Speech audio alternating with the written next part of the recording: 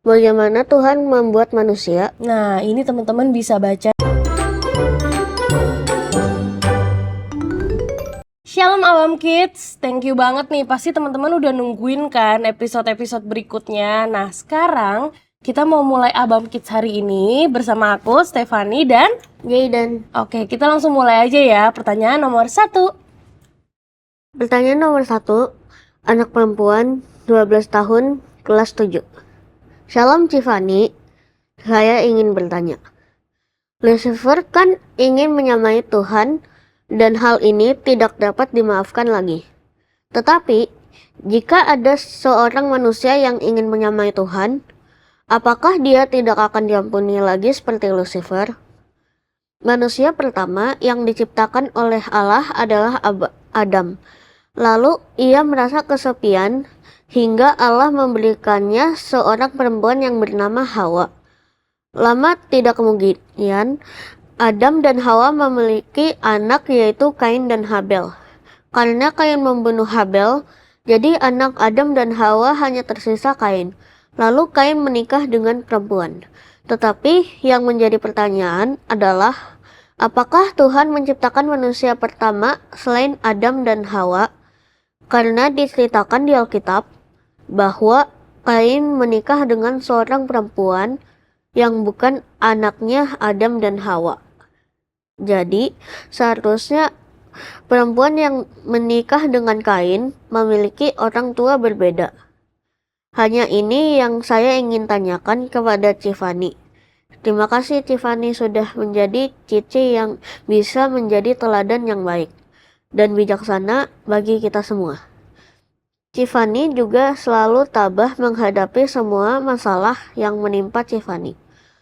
Hal ini sudah menyadarkan saya bahwa semua masalah yang kita alami dan yang kita hadapi selama ini adalah berkat yang diberikan oleh Tuhan. Karena kita sedang dituntun menjadi dewasa rohani dan diuji oleh Tuhan sama seperti Ayub. Saya yakin kita terus berjuang hidup suci, kudus, menuruti dan melakukan kehendak Bapa. Pasti kita akan masuk ke LB3 bersama-sama. Saya ingin membahagiakan hati Bapa dengan mempersembahkan hidup saya bagi pekerjaan Tuhan. Saya ingin menjadi teladan yang baik hingga bisa menyelamatkan jiwa-jiwa. Hal ini membuat saya lebih termotivasi untuk lebih berjuang hidup suci dan sempurna seperti Yesus. Saya akan selalu mendoakan Tiffany dan sekeluarga, tim Abam, tim pelayanan, dan lain-lain. Mari kita berjuang bersama-sama hidup suci hingga akhir hayat kita. Terima kasih, Tuhan memberkati. Oke, thank you banget buat doanya. Nah, pertanyaan pertama ini adalah, apakah dia tidak akan diampuni lagi kalau ada seorang manusia yang menyamai Tuhan? Jawabannya adalah, teman-teman harus tahu kalau Lucifer itu sama manusia itu berbeda. Lucifer itu ada, kenapa sih dosanya itu nggak bisa diampuni? Karena dosa itu berasal dari dirinya sendiri. Sedangkan manusia itu karena bujukannya, makanya Lucifer tidak bisa diampuni.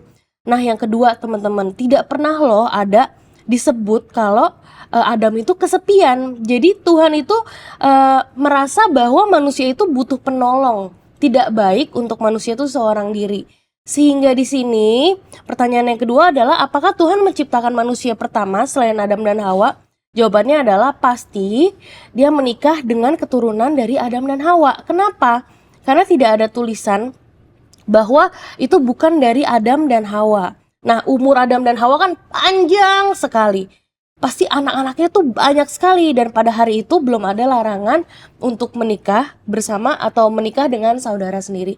Jadi jawabannya adalah pasti menikahnya itu dari keturunan Adam dan Hawa gitu. Jadi Tuhan itu tidak menciptakan manusia pertama selain Adam dan Hawa. Pasti cuma Adam dan Hawa. Berikutnya, next question. Pertanyaan nomor 2. Anak perempuan 8 tahun, pelajar 3 SD. Halo Ci, saya punya beberapa pertanyaan. Pertanyaan pertama, apa itu Roh Kudus? Pertanyaan kedua, mengapa Tuhan menciptakan manusia? Pertanyaan ketiga, bagaimana cara untuk bersabar? Nomor 4, bagaimana keadaan dunia untuk kedatangan Yesus yang kedua kalinya? Oke, aku jawab dari pertanyaan pertama. Apa itu Roh Kudus? Rohnya Allah Bapa yang menuntun kita. Jadi Roh Kudus itu rohnya Allah Bapa yang setiap hari menuntun kita. Yang kedua, mengapa Tuhan menciptakan manusia? Karena Tuhan ingin memiliki keluarga yang di dalamnya itu ada kita. Tuhan ingin dicintai oleh kita dan Tuhan pun mencintai kita. Yang ketiga, bagaimana cara untuk bersabar? Nah, cara untuk bersabar itu adalah kita harus belajar seperti olahraga, teman-teman. Kalau kita kan sering olahraga, itu kan otot kita semakin kuat. Jadi kalau misalkan kita larinya tadinya lambat jadi tambah kencang. Sebenarnya sabar itu begitu. Kita harus menguatkan otot iman kita biar waktu ada masalah, ada hal-hal yang menyebalkan itu kita makin sabar. Dan caranya gimana sih? Ya kita harus latihan. Kalau misalkan ada sesuatu yang menyebalkan, kita nggak boleh langsung marah. Kita harus belajar sabar. Sebenarnya kita nggak bisa langsung cepet jadi tiba-tiba sabar. Tapi dari hal yang menyebalkan pertama, kita belajar sabar sedikit, walaupun keselnya sedikit. Hal yang kedua, ada yang menyebalkan lagi, kita jadi sabar lagi. Lama-lama tambah sabar. Karena manusia itu tuh nggak bisa tiba-tiba sabar. Nah, sama kayak tubuh kita nggak bisa tiba-tiba sehat, nggak bisa tiba-tiba berotot. Kenapa? Kita harus latihan, harus makan sehat. Biar apa? Biar kita tuh staminanya baik. Sama kalau kita mau jadi sabar, kita harus latihan tiap hari. Misalkan teman-teman, mama nyebelin banget di rumah. Mama tuh lagi suka marah-marah, suka negur kita gitu. Kita harus latihan. Kita mau balas marah atau kita mau, iya ya, mungkin mama memang lagi nasihatin aku, atau kita marah balik. Jadi harus apa? Harus latihan. Tiap hari harus latihan jadi sabar. Karena nggak bisa tiba-tiba sabar.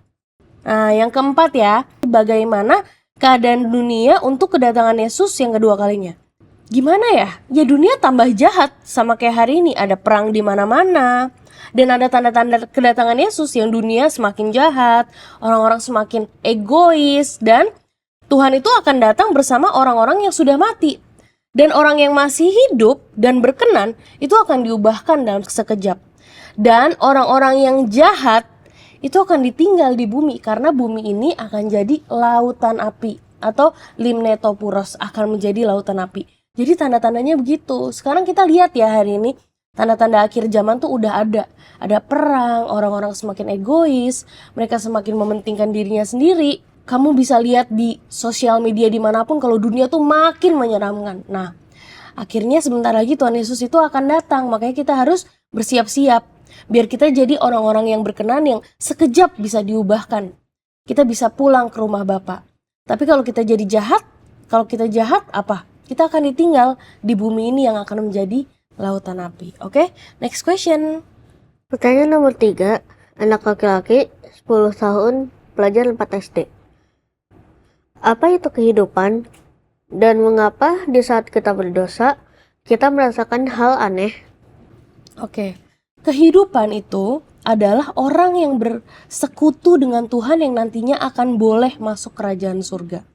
Jadi kalau kita nggak berkenan di hadapan Tuhan, kita nggak bersekutu atau tidak bersahabat dengan Tuhan, kita itu sebenarnya nggak hidup, teman-teman. Kita binasa. Binasa itu nggak dilihat nanti loh, binasa tuh dilihat dari hari ini. Kalau kita nggak berkenan di hadapan Tuhan, kita nggak nyenengin Tuhan dari hari ke hari, kita sudah mempersiapkan kebinasaan kita dari hari ini. Tapi sebaliknya, kalau kita mau benar-benar hidup, kita dari hari ini mempersiapkan hidup kita, yaitu menyenangkan Tuhan. Dan kenapa sih kalau kita lagi berdosa tuh kita rasanya aneh? Ya karena kita kehilangan damai sejahtera. Kita kehilangan damai sejahtera. Kita nggak bisa bahagia. Kenapa? Karena itu hal yang salah yang kita lakukan. Coba deh teman-teman, masa teman-teman sejahtera kalau teman-teman mencuri? Masa teman-teman sejahtera kalau teman-teman lagi membuli temannya yang lain? Pasti kita kehilangan damai sejahtera. Karena kita melakukan sesuatu yang sebenarnya Tuhan itu nggak seneng. Jadi kalau misalkan hari ini kita masih ngerasa aneh kalau buat dosa, kita harus cepet-cepet berubah. Jangan sampai kita ada di titik dimana kita berbuat dosa tapi kita nggak ngerasa aneh. Nah itu bahaya banget tuh. Oke? Next question. Pertanyaan nomor 4, anak perempuan 8 tahun, pelajar 3 SD. Halo Ci, aku mau bertanya, mengapa Yesus disalib? Yesus disalib pastinya untuk menyelamatkan kita, begitu. Next. Pertanyaan nomor 5, anak laki-laki, pelajar 3 SD. Shalom Ci, bagaimana Tuhan membuat manusia? Nah, ini teman-teman bisa baca di Alkitab ya. Di Kejadian 2 ayat 7 di mana tertulis, ketika itulah Tuhan Allah membentuk manusia itu dari debu tanah dan menghembuskan nafas hidup ke dalam hidungnya. Demikianlah manusia itu menjadi makhluk yang hidup. Jadi, teman-teman harus baca ya Alkitab dari Kejadian. Jadi teman-teman tahu tuh gimana cara manusia diciptakan. Next question. Pertanyaan nomor 6, anak laki-laki, 8 tahun, pelajar 3 SD. Shalom Ci, saya mau bertanya, apa itu Mesias? Kenapa Allah memberikan 10 perintah? Dan kenapa Lucifer bisa menjadi setan? Oke. Mesias artinya yang diurapi. Dan biasanya Mesias itu adalah gelar yang diberikan kepada Tuhan Yesus. Nah, kenapa sih Allah memberikan 10 perintah? Allah memberikan 10 perintah Allah supaya bangsa Israel itu dapat hidup sebagai umat Allah. Dan apa? Menjadi contoh bagi bangsa-bangsa lain. Dan yang terakhir nih, kenapa Lucifer bisa menjadi setan? Lucifer menjadi setan karena dia memberontak kepada Allah. Atau dia ingin menyamai Allah. Dengan cara, ya bagaimana caranya dia harus sama seperti Allah. Makanya itu kalau misalkan itu ada di dalam diri kita, jangan sampai ya teman-teman kita ingin menyamai Allah. Karena kalau kita hamba, kita harus taat atau kita harus nurut sama Tuhan, sama Allah. Oke, next question. Pertanyaan nomor 7, anak laki-laki 8 tahun, pelajar 3 SD. Kenapa Yesus dipilih menjadi Tuhan? Dan bagaimana caranya agar fokus ke mata pelajaran? Oke, kenapa Yesus dipilih menjadi Tuhan? Karena ya Yesus itu anaknya. Oke? Dan bagaimana caranya agar fokus ke mata pelajaran? Caranya fokus ke mata pelajaran yang ya kita sedang pelajari adalah kita harus tegas sama diri kita sendiri. Mungkin teman-teman di sini sering kan kalau misalkan lagi belajar kita sambil lihat handphone, kita sambil buka Instagram kah, sambil buka-buka sosial media, kita nggak bisa fokus. Kalau misalkan kita benar-benar mau fokus teman-teman, kita harus benar-benar kasih waktu untuk taruh HP kita di meja, taruh mainan kita di meja, dan kita fokus belajar. Tapi itu pun bukan belajar terus, kita harus kasih waktu untuk berapa lama kita belajar. Misalkan kita lagi belajar matematika, kasih waktu 45 menit buat belajar full dan jangan sentuh apapun, mainan apapun. Belajar terus, 45 menit belajar, tiba-tiba alarmnya bunyi 45 menit. Kita tutup pelajarannya, kita nafas dulu, main dulu, sebentar 5 menit aja ya, atau minum dulu 5 menit aja. Setelah itu apa? Setelah istirahat 5 menit, buka lagi pelajarannya, pasang alarm lagi 45 menit. Itu cara kita fokus. Fokus itu bukan hanya tentang fokus dalam pelajaran gitu ya, tapi kita tegas sama diri kita sendiri. Kalau aku mau belajar, aku mau belajar. Kenapa sih aku bisa bilang ini? Karena aku lakukan itu di rumah dari dulu. Jadi waktu aku belajar, aku bener-bener pasang waktu aku untuk belajar. Dan itu gak lama banget, karena aku bener-bener fokus. Jadi 1 jam untuk belajar, 10 menit, abis itu istirahat, aku bener-bener istirahat. Gak pegang pelajaran. Tapi setelah itu 1 jam berikutnya, aku pegang pelajaran lagi. Begitu. Sampai aku bisa meresap pelajaran-pelajarannya di otak aku. Oke teman-teman, kita akan lanjut di episode berikutnya yang pastinya makin seru ya Jaden pertanyaan-pertanyaannya. Jadi stay tune ya di Abam Kids. Bye-bye!